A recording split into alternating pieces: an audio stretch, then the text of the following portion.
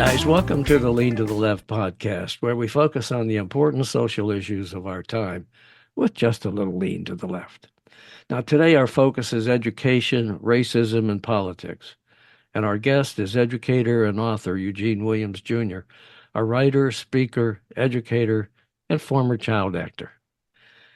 Now, Eugene received a BA in English from Emory University in 1991 and a Master in Education and Educational Leadership from the University of Mary Washington in 2007.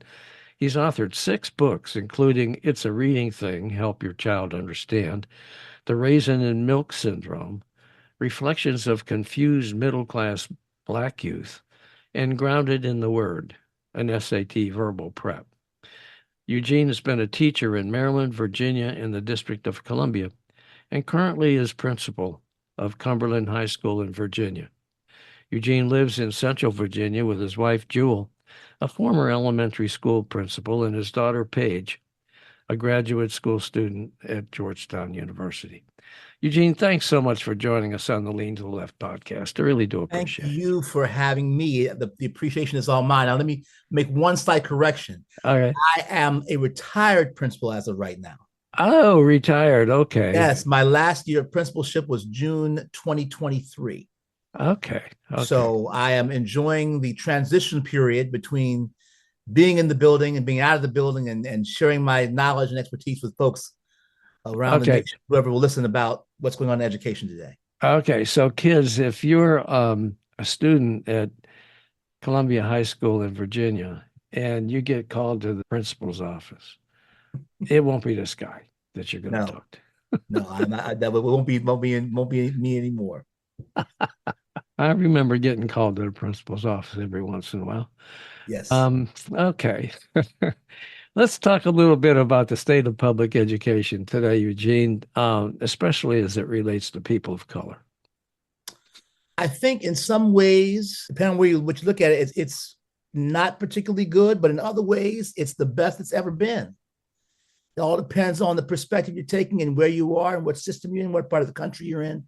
Yeah. Some of the things that you're dealing with. One of the things I'm very excited about is as I do my studies and look on social media and read the newspapers and check out what's going on, I see a growing number of African-American students, both male and female, doing great things in many of our high schools, being accepted to multiple Ivy League schools, getting great scores, and just doing some fantastic things. About the story about the 2 young ladies in, I believe, New Orleans, who created 2 more proofs for the Pythagorean theorem. We have some great things that are going on in our schools with African-American students.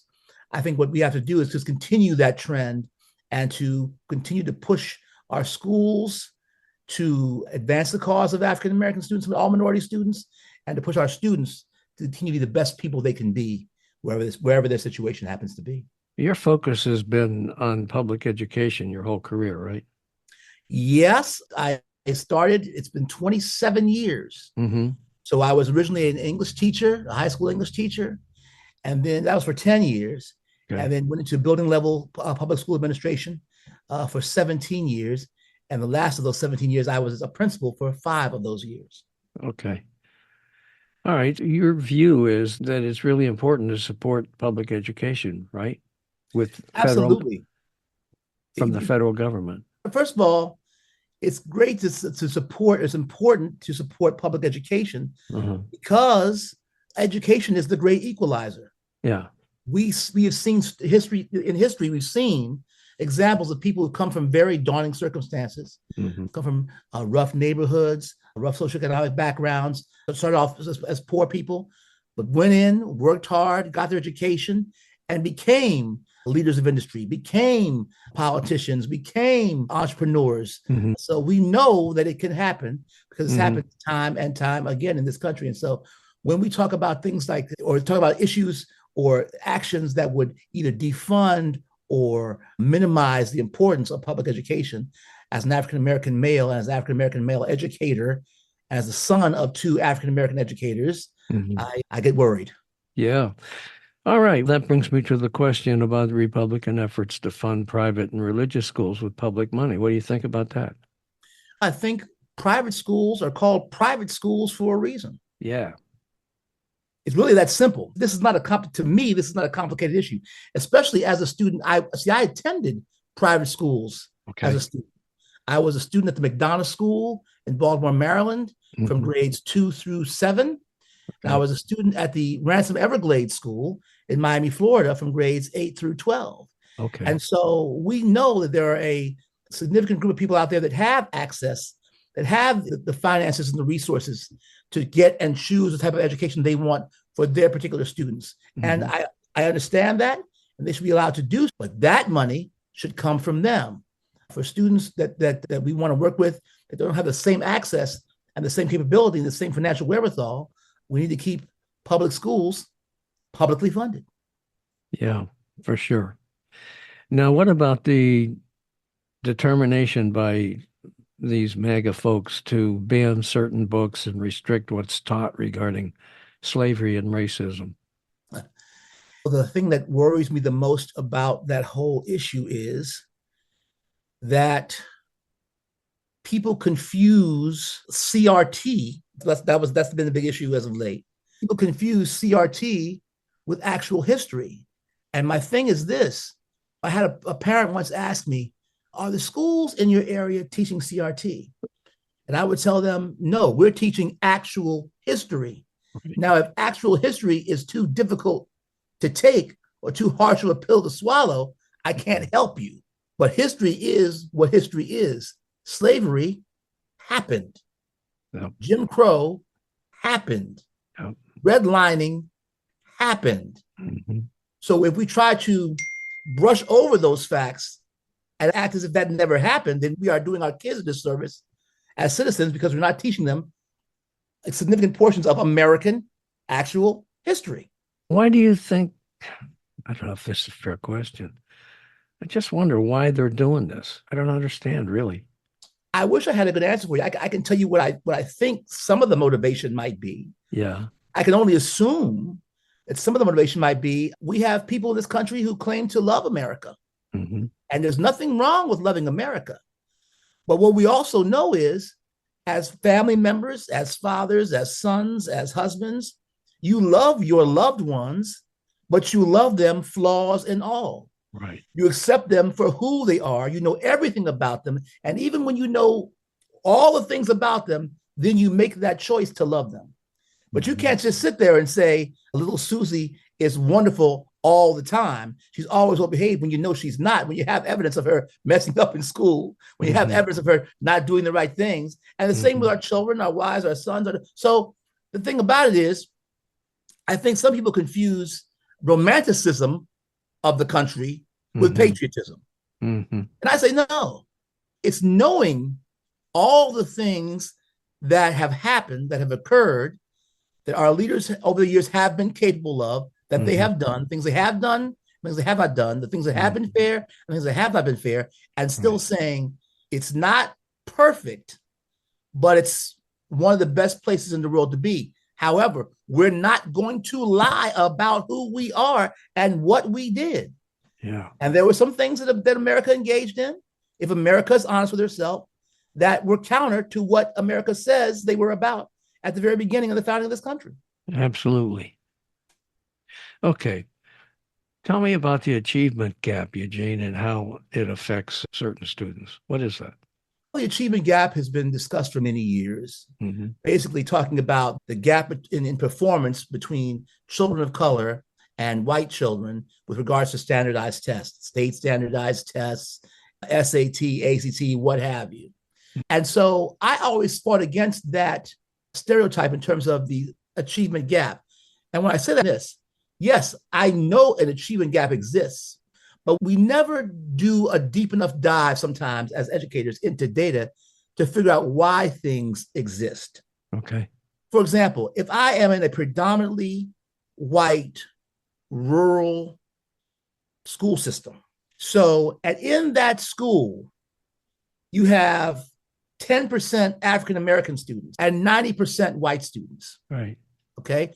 So let's say you're in a class, you have a class, pick up a class of 10 kids, seven of them are white, and 3 of them are Black. Okay. and let's say that only one Black kid in the class failed the test, and only one white kid in the class failed the test. Okay. In terms of sheer numbers of how many from each subgroup failed the test, it's the exact same. But in terms of percentages, it's different. Oh, right. Because if you only have 3 students in the class and one fails, that's 33%. That means the Black students have a 66% pass rate. Yeah. As opposed to if you have 6 or 7 white students and one fails, then we're talking about a pass rate in the 70s or 80s. Right. You see what I'm saying? Yeah, I do. So we have to be very careful. Sometimes that achievement gap is not necessarily about an achievement gap as much as it is a smaller margin of error that's allowed because of the number of students of color you have in the class. Mm-hmm. So we have to make very sure we delineate between the two. Now, overall, yes, there is an achievement gap, but the exciting thing about it is it's closing. Okay.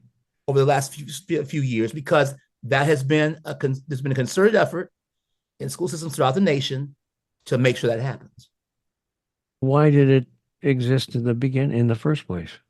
Let's go back to the history. So talk to me. So we talk about centuries of Head Start. Yeah. to coin a phrase. Mm-hmm. When the original African Americans that were brought to this country came here, there were certain things they weren't allowed to do. Mm-hmm. They weren't allowed to know how to read. They weren't allowed to get the same schooling as their white counterparts. The great Frederick Douglass is self-taught, as was Phyllis Wheatley, the great poet.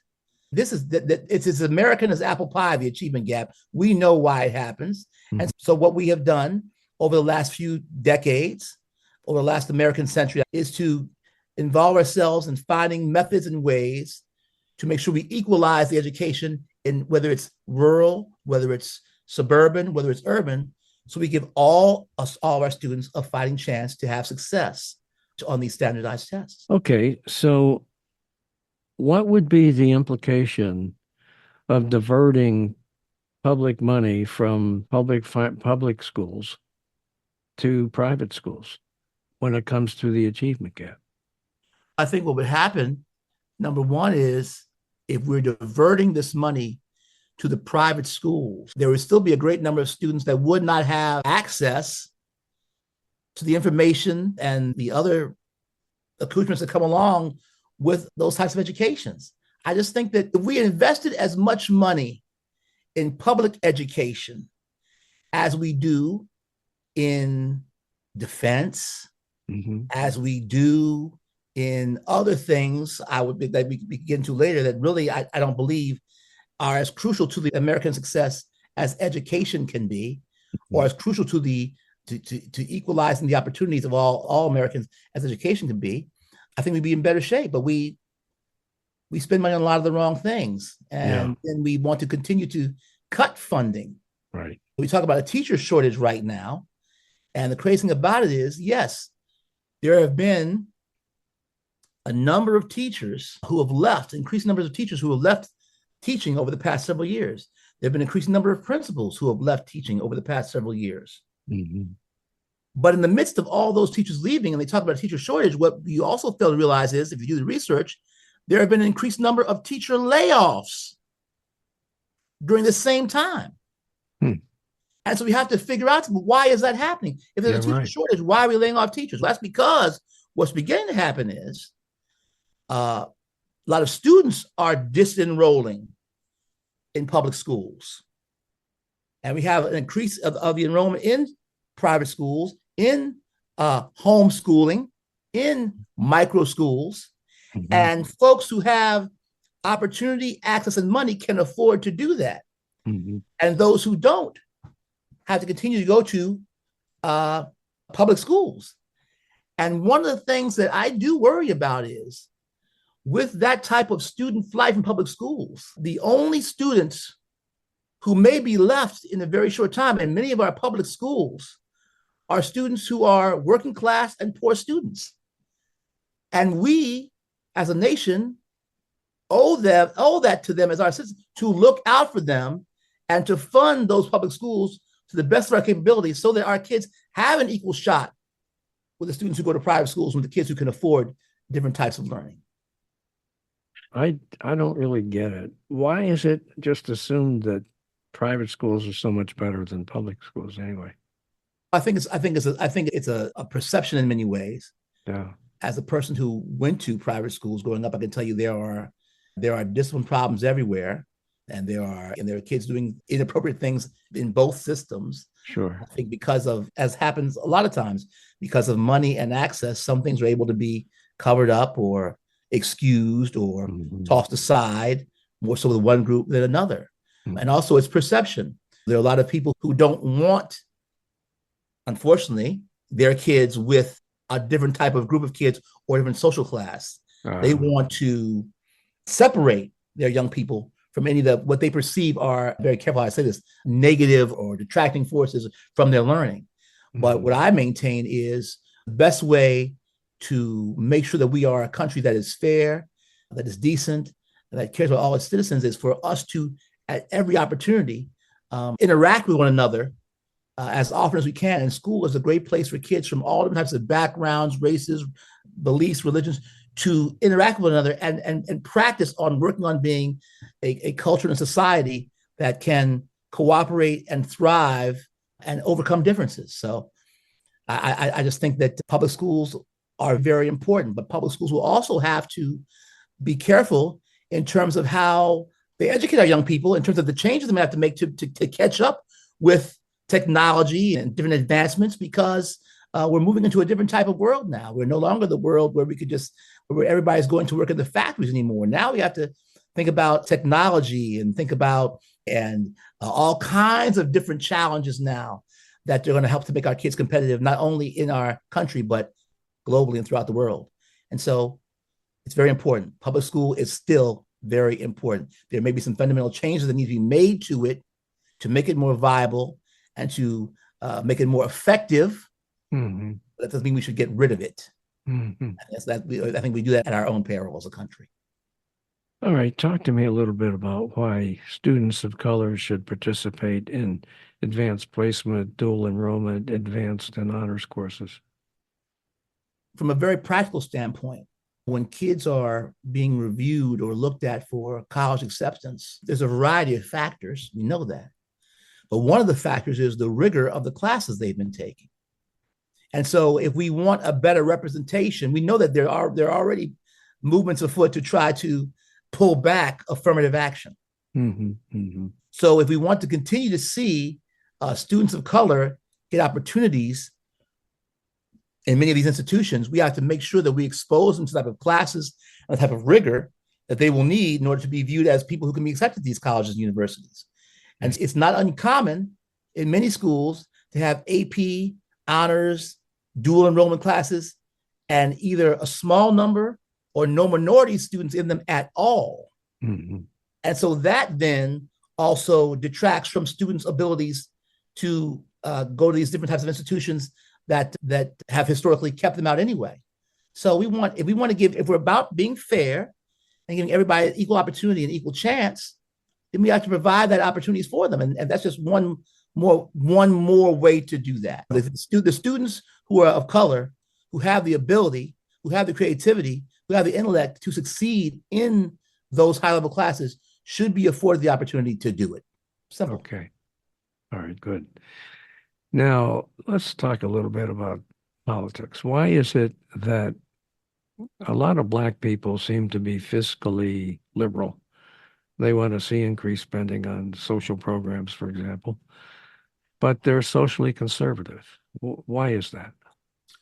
I think this is just me. I can't speak for all of Black America. You can't. No, I can't. Okay. But my experience as a Black man in America over the course of my 55 years on this earth is... Yeah, God, you're getting old, man. Hey, how about that?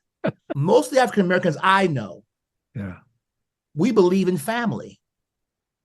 We believe in family. Sure. Of course, all the rhetoric about welfare and fathers leaving the homes and all of that, that's a whole other discussion for another show. Sure. But we believe in family, number one. When it comes to our children, we believe in providing structure for our children. Mhm. Whether that be, and I'm going by my experiences, I have people in my family who run the gamut in terms of socioeconomics. And I Okay. know that we all have a lot of similar beliefs in terms of family, children, raising children, and all of those things. Mhm. And of course, there are those social circumstances that we hear about all the time, but there are reasons for those. And to get into blaming one party or the other for those reasons, I think is useless and fruitless, because it's not a party to necessarily to blame for that. It's an entire system. It's an entire way from the founding of the country that we could talk about from the very beginnings, Mhm. regardless of Republican or Democrat, that lend itself to this, what we see now in 2024 with families of color. And so I just think that we grew up in a time as African Americans, many of the older ones especially, where how how white people viewed you was important to you, not because you worshiped white people or not because you thought they were better than you, but because you knew that in most of your neighborhoods, the people who were making the decisions, the people who had the power, the people who could decide where you lived Mhm. and what you ate and what schools you went to didn't look like you. We wanted to make sure that we always put our best foot forward when they saw us, when we dealt with them. I think that's why conservative in many ways. But in terms of fiscal, we had to be fiscally liberal because we know that even though in terms of our lifestyles we were more conservative, we knew that there were opportunities that were not given to us simply because of the color of our skin. Yeah. And the government had to intervene. And in those situations where we took it upon ourselves as Black people Mhm. to do it for ourselves and stand up on our own 2 feet, a lot of times the neighboring white communities didn't like that. Yeah. People always talk about how Black people don't stick together and are not about family and are not trying to create productive citizens. We had Black Wall Street, we had Tulsa, we had Lake Lanier, we had Central Park. Those were all in New York City. Those were all thriving Black neighborhoods years and decades ago. Mhm. They thrived so much that some of our white neighbors felt a little threatened by that. And Okay. so, in some cases, those neighborhoods were attacked, were bombed, were destroyed, were frozen out economically. So, there are a lot of things that it's such a deep question, Yeah. and it's so much bigger than right and left. That's the biggest problem for me as an African American in 2024. We narrow everything down to right and left. Mhm. It's so much bigger than that. Mm. You could argue that both the right and the left have some things to make up for when it comes to people of color in this country. Of course, that's true. There's no doubt about that. Okay. Talk to me a little bit about our current political situation with Trump and Biden. And Trump having just been convicted of 34 counts of fraud or whatever it was with that case. And yet he's out there bragging that he's done more for African Americans than any president in history. And he keeps trying to generate support among the African American community. What are your thoughts about all of that? I think sometimes we have to understand that Mr. Trump, before he was a politician, he was a salesman. And so salesmen are often known for, and this is, and I want your listeners to understand, this is not about me being on a right side or a left side. Yeah. Because we can go into Mr. Biden as well. But right now, since you asked me about President Trump, I'm going to answer about President Trump. Okay. He was a salesman before he was a politician. That's number one. We also know that people sometimes, in their efforts, in that romanticism I talked about for an America that they believed once was, don't know when somebody is urinating on them and telling them that it's raining. And Mr. Trump has a lot of supporters who are being urinated on, but being told it's raining, and they are willing to believe it. Oh my God, I know. And a lot of the folks that have come to those rallies and want to wear the red hats Mm-hmm. and want to get caught up in the what I call the political Hulkamania of Trumpism. Mm-hmm. You remember wrestling back in the day? I want to tell them, and not out of anger or out of hurt, but just as one system to another, pull them aside and say, brother, white sister, you're not going to get invited to Mar-a-Lago. Yeah, sure. Okay. When he's having these parties and when he decides to make these major deals, he's not thinking about you. If you happen to make some money while he's president, goody on you, but that's not his main goal for becoming president. His main goal for becoming president is to enrich himself. If in the course of enriching himself, y'all get some little dollars and ducats drained on you too, hey, it's all good. Happy for you. But don't think he's about you. Now, by the same token, you asked about President Biden. Yeah, go ahead. Let's talk about President Biden. Go ahead.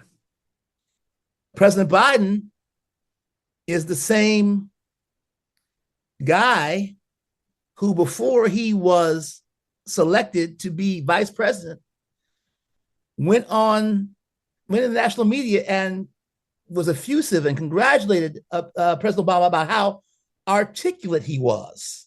Mm-hmm. He's so articulate. He's so personal. He's so this. Mm-hmm. There's a secret that a lot of us educated Black folks don't say. But whenever we always look at with a side eye at those who are amazed at how articulate or well-spoken we are. Hey, yeah, we go to college too. Mm-hmm. We get A's in school too. Mm-hmm. Why is it a shock to you that we would be articulate and that we would be smart? In fact, history tells you that if anybody overcomes odds, it's African-American people. There's a lot. Frederick Douglass, Mm-hmm. Benjamin Banneker, who basically was the architect for Washington, D.C. Right.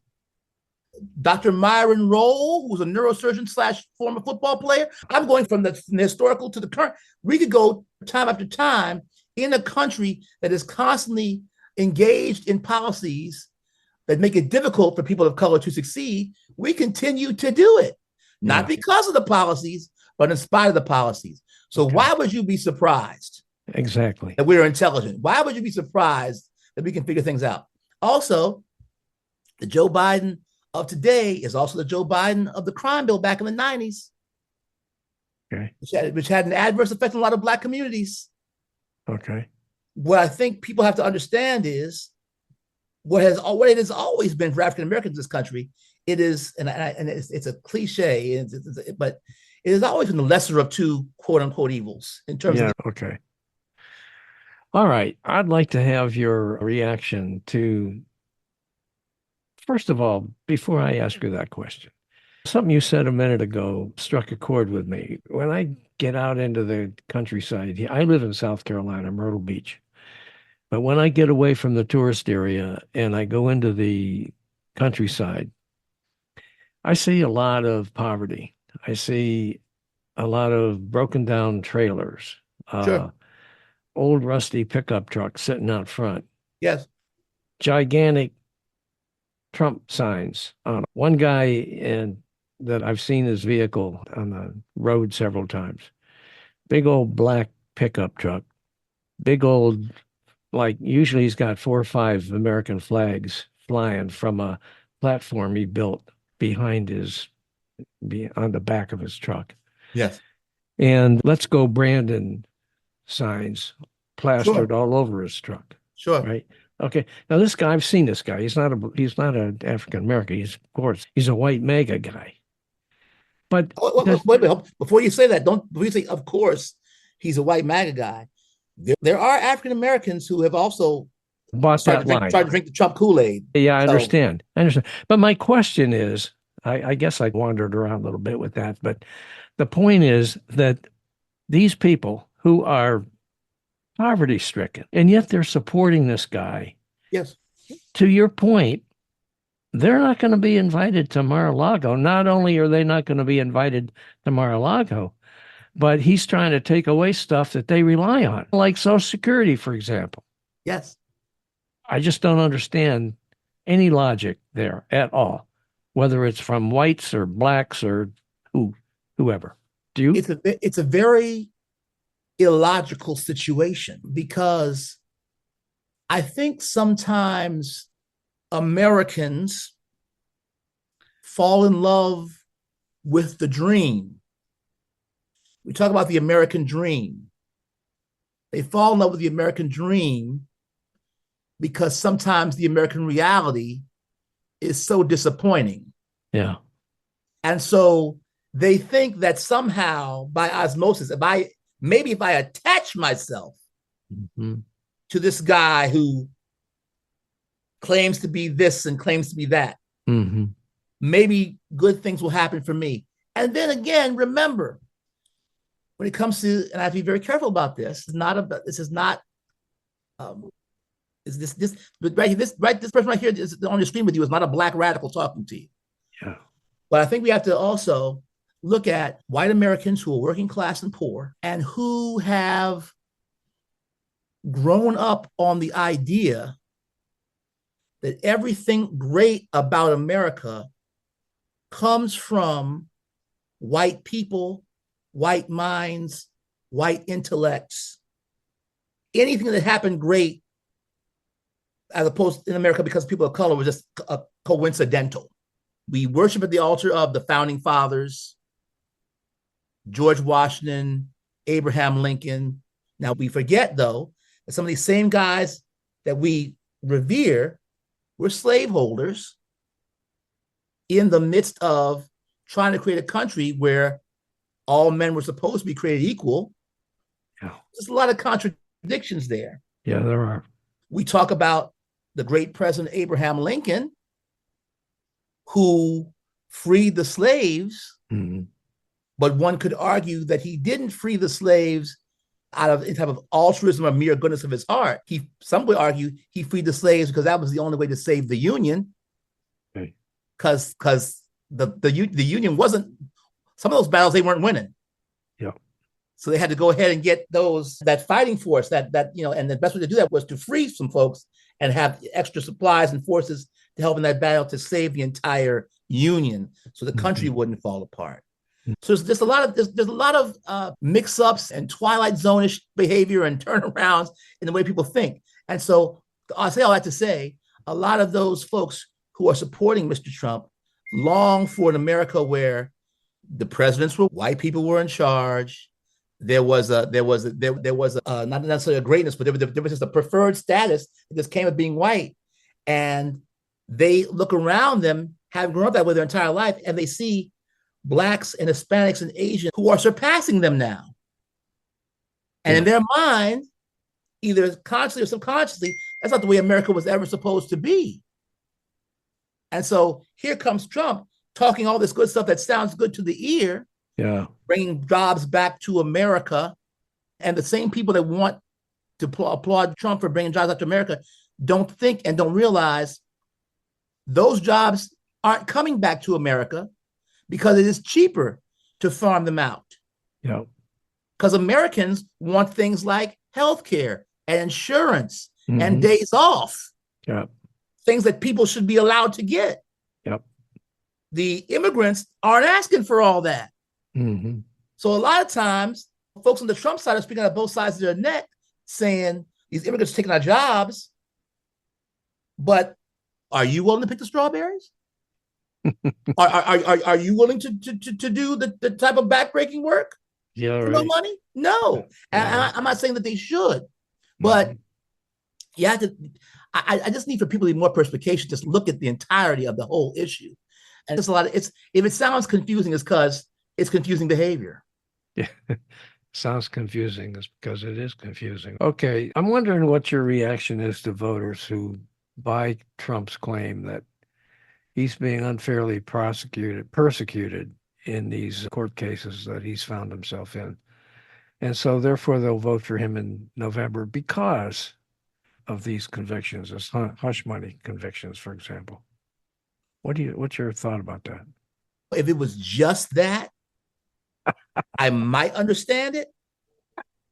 We're talking about 34 convictions. That's right. 34. Uh-huh. 34. Yeah. And that's So, only a third of the total convictions that the total. but if we just stopped right now, I need everybody to pay attention to the number Yeah. 34. So now, hold on. Regardless of, and as an African American, I know about historical inequities and justice. That's old news. Sure. But I know this too. For a very long time, and still in most states, I believe, if you are a felon, whether it's one felony or 2,000 felonies, if you are a felon, you cannot get a job. If you are a felon, you cannot vote. If you are a felon, there's a whole bunch of things you can't do if you're a felon. Yep. Regardless of how whether the evidence was tainted or it was a bad prosecution, whatever. Once the gavel hits down and says guilty, no one cares about none of that. That's right.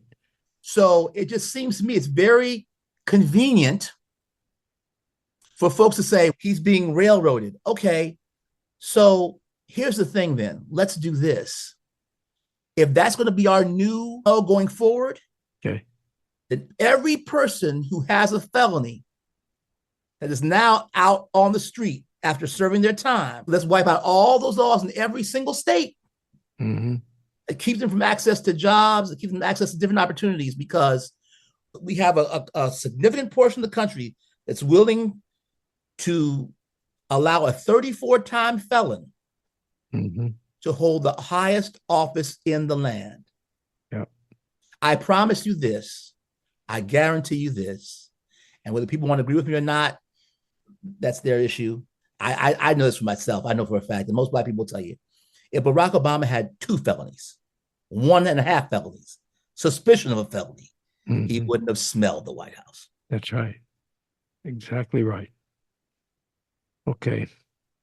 Now, Trump says he wants the president to have more control over federal spending and that he should be able to scrub programs, even those programs passed by Congress.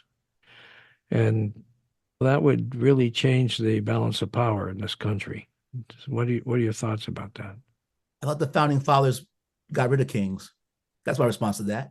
So you're saying that Trump... I thought the point of America was to have the people, the representatives of the people, make decisions on how things. See, the thing, I think sometimes as an English teacher, I think Mr. Trump didn't study his root words. Okay. President. The root of president is to preside. Okay. To preside over, not to rule over. Okay. Okay. To preside over in concert with Congress, in concert with the Senate, in concert with the Supreme Court. Checks and balances. Remember that, America? We remember that? So when we start talking about he should have power to scrub this and do that, I think that's a very bad idea. What surprises me is the number of people in this country who say, we want freedom. We want freedom. We don't want to be a socialist country where we're told what to do by the rulers. We want freedom. Yet you're willing to elect a guy that wants to do all the things that you say you're against. Yeah, he wants to take away your freedoms. It's crazy behavior, man. It is. It really I don't know how else to explain it, and it's not. And I'm not. I want your listeners to know, those that are on the right, on the left. I am not criticizing your intellect. I'm not criticizing your ability to think. I'm just asking you to think. Yeah. Like when you say these things, and when he says these things, really hear him and really hear yourself. And I think if you do that, the decision, maybe even if you still do that, maybe Biden still won't be your cup of tea. But Trump definitely shouldn't be. Yeah. Speaking of Biden, what do you think he needs to do to win the support of African American voters? Is there anything he can do at this stage of the game? You pointed out things that he was about many years ago as a reason to be skeptical of the guy. I guess I could say that. But what about today? I think he has to do a better job. I think he needs to be as aggressive in stating his achievements as his opponent is aggressive in stating his shortcomings. We have one particular candidate that hammers a message over and over again. Now, whether the message is true or right or even plausible is totally debatable. But that one candidate has that message over and over again. Mm-hmm. But I never see Mr. Biden or any of his highest level representatives saying, listen, let's put all the other stuff aside. Here's a list. Here's a PowerPoint. Here's what we did. Yeah. Here's what the earning is. Here's what we did with the healthcare. Here's what we did with this, and point out all those achievements. Mm-hmm. But I think sometimes we used to have Republicans and Democrats that believed in dealing with things with class and modesty. Both parties believed in that. Yes. But now one party is WE and the other party is NPR. And WWE has more viewers for a reason. The spectacle, the loudness, the craziness, the aggression. Right. NPR has a small number of listeners for that same reason. Yeah, that's right. So sometimes you have to fight fire with fire. Now, fight fire with fire using facts and real numbers, of course. Yeah. There was a reason why when Biden did the State of the Union address, people were so excited. Mm-hmm. Because he was energetic and aggressive and funny and humorous and relatable, and stated his position in a clear, concise way, and then juxtaposed it, then said, I do this, they're doing that. Right. If you want to have that type of life, go with them. If you want to have this type of existence, come with us. Right. That's how it has to be stated. But all too often, it's not stated that way. Yeah. And one group is we do have to maintain civility. I totally understand that. And part of me feels for the Democratic Party because really, which is crazy, but because I think they're trying to be the adults in the room. Not saying that Republicans are not, but if you notice, those Republicans who are also trying to be adults in the room, they can't hold on to their seats. No, they can't. The Republicans who are trying to be the adults in the room all end up either being primaried or having to retire and say, this isn't the body I came in here for. This isn't the congressman that I was raised on. I can't deal with this. I got to get up out of here. Exactly. And they leave. Exactly. And if all the same people on one side leave, yeah, it's a problem. Yeah, big time. It's a problem. Yeah. Okay. You know what? It occurred to me that Biden promised when he was running 4 years ago that he would do everything he could to ease the burden of college loans on people who are still paying college loans. Yep. And he's tried, I don't know, a half a dozen different ways to attack that. And he's been turned aside by the courts. And I've read that African-American young people or people with college loans who happen to be African-Americans are upset that he hasn't done enough. To me, that's unfair because he's tried, from what I've seen, half a dozen different approaches, whether it's through executive order or whatever, to deal with this. And yet people aren't happy. Do you think that's fair? It's because what we just talked about, he doesn't do a good enough job of revealing that. Yeah, of selling I would love to have him come on TV and say, listen, group du jour, Black, Hispanic, whatever the subgroup is, whatever the group is. Yeah. Say I haven't done A, B, C for you. Here's all the things I tried to do for you, but was blocked by them, the loyal opposition. Yep. So what happens is they block and it's blocked and nothing gets done. And see, like I said, we as American citizens, our minds are very bottom line and televisionized. Yeah. If we don't see it or if it's not happening right then and there, then you're not doing anything. You say to us, but we ain't see it. So you're supposed to be the president. You're supposed to just knock that out and make that happen. Yeah. Like, no, once again, none of us don't understand how our system, the president presides. The president has to encourage and cajole and get folks to put up certain type of legislation. And then when they bring it to him, sign off. You're right. Everybody, we live in a result-oriented society, but we haven't done enough study and have enough knowledge to know what goes into creating said results in many cases. Exactly. So it ends up that certain people get blamed for things that may or may not be their fault. Okay. All right. We've talked a lot about a lot of stuff, but we haven't talked about your books. So do you want to do that?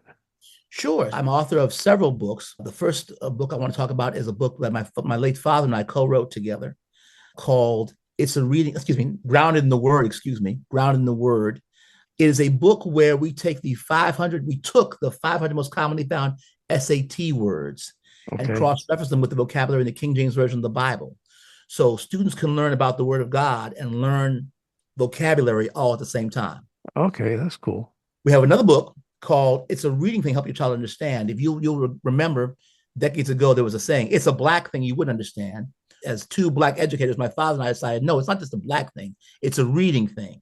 Okay. The main thing for Black, white, brown, yellow, whatever your color is, whatever your race, whatever your background is, reading is one of the defining factors in terms of success. Now, so we created that book to help parents, especially parents without money and without access, engage in activities that can help their children be prepared to read before they get into kindergarten. Okay, what's the name of the book?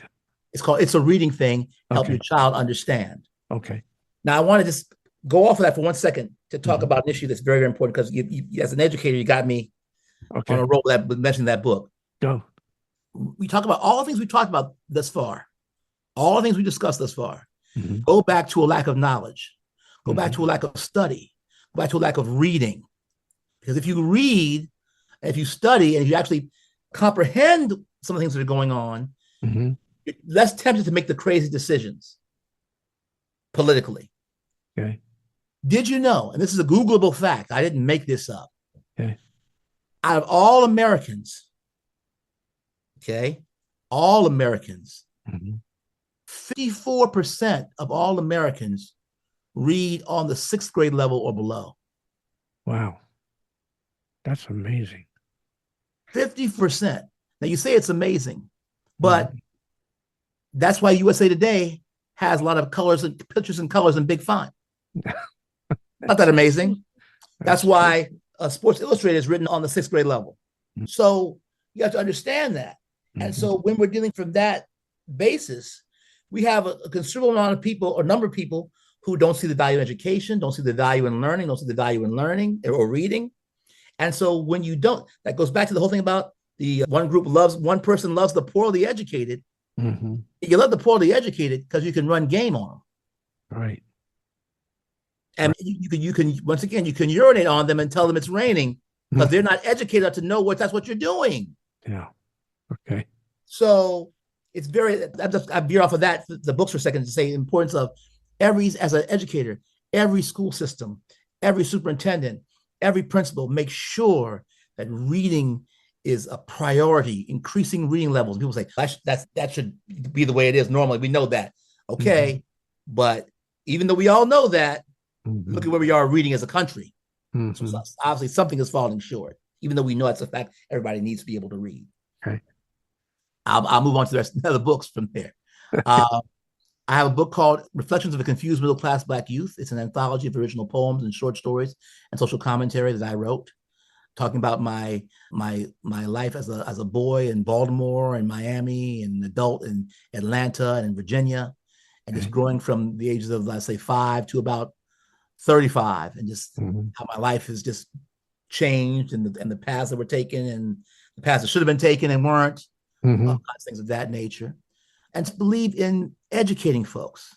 I believe in making people understand what's going on around them. I believe in seeing things from all sides.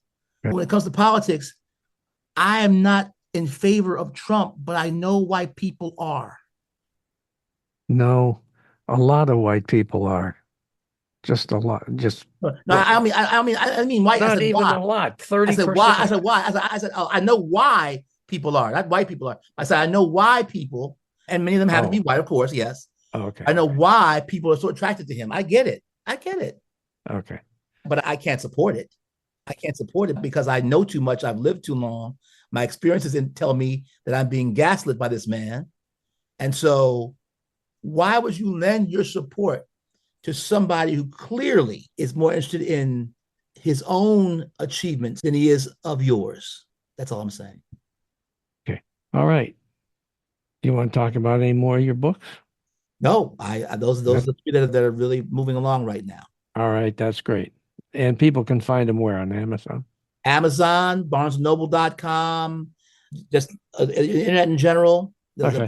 Now, what if people want to have a conversation with you? How can they do that? I have a website, www.eugenewilliamsjr.com, and I'm available to come to school systems, churches, organizations, communities, events. I do public speaking. I talk about, we give educational workshops. I talk about ways we can increase the achievement of African-American males on high school campuses and college campuses. I talk about the importance of education for all people, regardless of your socioeconomic status, and how we can, my goal overall in this second half of my life, in this second act, is to try to put everybody in positions to win. Okay. And I do want to pay special attention to students of color and minorities, but a rising tide really does lift all boats. And here's what you also know about America. Historically, when Black people are doing well, America's doing great. When America catches a cold, Black folks get a whole entire fever. So if African Americans, if Latinos, if Asians are succeeding and achieving in terms of entrepreneurship and business and academics, then by default, white folks will too. Okay. All right. Very good. Listen, I really appreciate Eugene, you coming on with us on the Lean to the Left podcast. And Thank you. I really do appreciate it.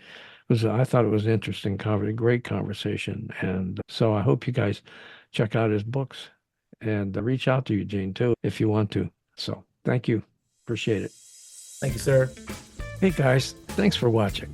I hope you enjoyed this Lean to the Left video and you found it interesting and informative. Please visit on a regular basis and check out our interviews with guests on topics that focus on progressive politics and the important social issues of our time. Now, our interview shows stream on Mondays with special episodes on Thursdays. And you can check out upcoming shows, guests, and topics at podcast.leantotheleft.net. Subscribe to our audio version there and to our video shows here at YouTube. And follow us on social media. Facebook at Bob Gatty and the Lean to the Left podcast. Now it's two. Bob Gatty is one Facebook page, and the Lean to the Left podcast is a second Facebook page. Twitter at Lean to the Left 1. Instagram at Lean to the Left 1.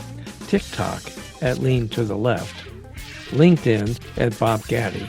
And YouTube at Lean to the Left. Now, I hope you'll support Lean to the Left as well so we can keep things going. Just click on the Donate tab at the top of the leantotheleft.net homepage and contribute by buying me a cup of coffee. That'll really help and would be much, much, much appreciated. Now, this is Bob Gatty signing off for Lean to the Left. Thanks for sharing your time with us.